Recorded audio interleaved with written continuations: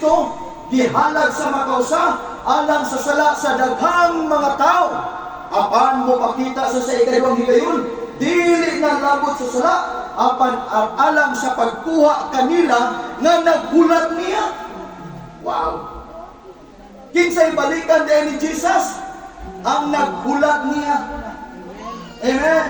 Ang bituon niya, ang nangalagad niya, mao'y balikan ni Jesus. Kaya ang unang pag-anin niya, mao man tong yung paghalad sa iyang lawas, ingon nga sacrificial offering.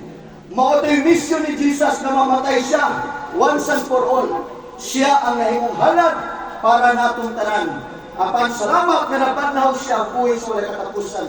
Sa John 11 verse 55, mayroon si Jesus, ako ang pagkabanhaw ng kinabuhi. Si bisan-bisan nga mutuo ka nato, bisan siya mamatay, apan mabuhi siya. Mauli paglaom natong tanan. Amen. Busa ayaw kaadlo kung maabot na nimo ang adlaw. Di na ba na manalagsimba ko, Pastor? No, appointed na na. Are you with me? Di tangay mahadlok na naman. Kay human ka mamatay, mao na may pinakadagong sinibrasyon nato. Masayon ni Pablo, Philippians 1 verse 21, for to me to live is Christ, and to die is gain. Masayon ni Pablo, sa Bisaya version, alang kanako ang pagkinabuhi mao si Kristo.